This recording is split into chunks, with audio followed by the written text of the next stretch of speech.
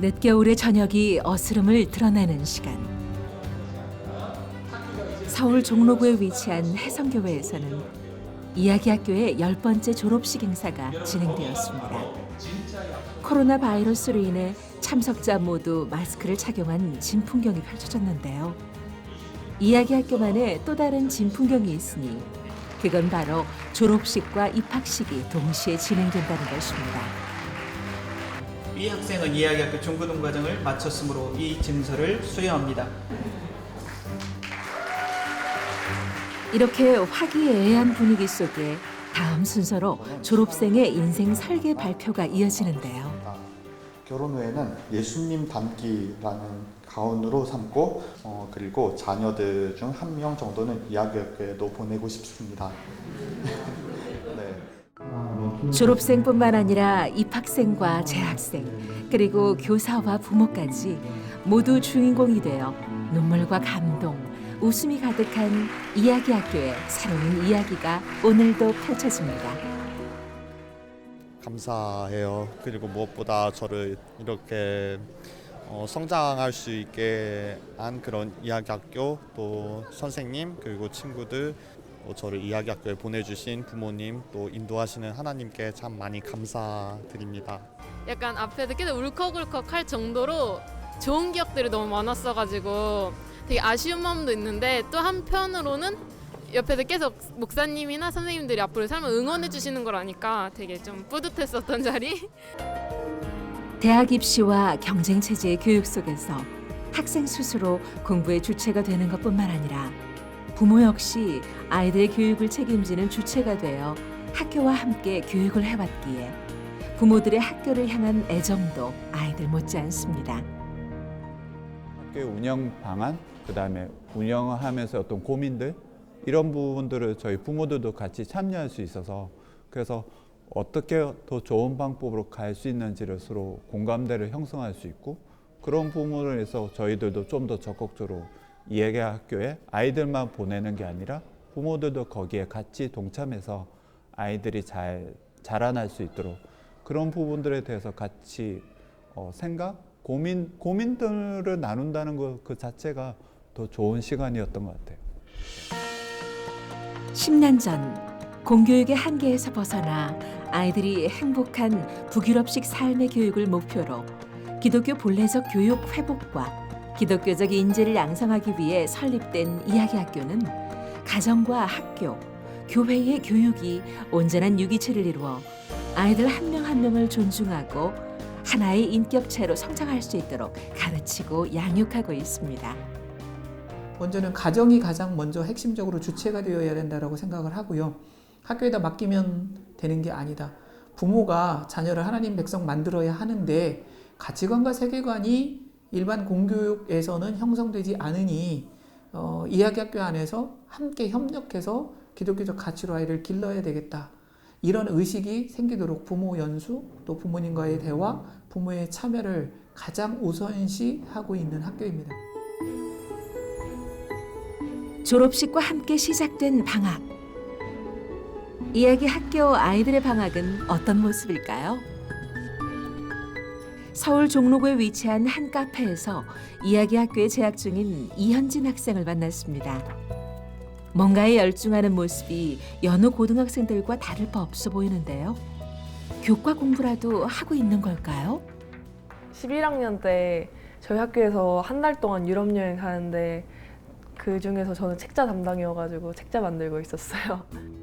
4월에 있을 유럽 여행 수업을 위해 가이드 책을 만들고 있는 이현진 학생. 어른도 힘든 이 일을 과연 잘 해낼 수 있을까요?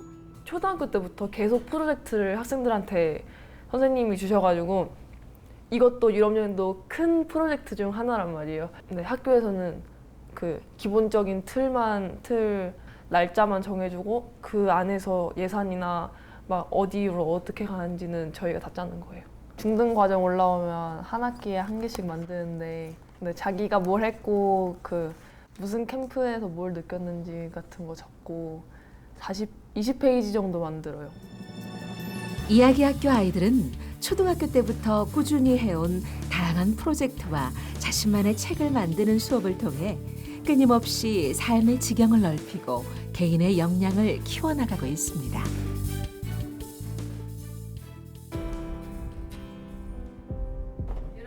잠시 후 누군가 이현진 학생을 찾아왔는데요. 투어를 먼저 가고 도시 가는 게 왜냐면 그 가이드가 이야기 학교를 졸업하고 사회생활 중인 친언니 이진영 자매입니다. 보고 이제 가이드 말 들으면 더 새롭게 와닿는 아는 만큼 보이는 거.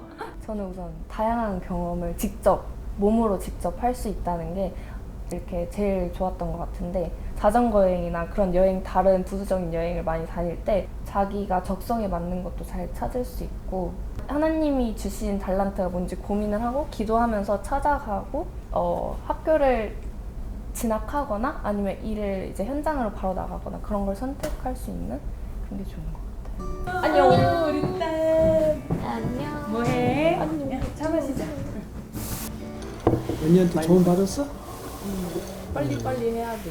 얼마 시간이 안 남았잖아. 금방이야 시간이. 맞아. 그럼 다이어트 해놔야 돼. 대학을 해야 되니까 걱정 안 돼? 두 자녀를 이야기 학교에 보낸 이 가정은 학교 교육을 통해 가정의 변화까지 경험했습니다.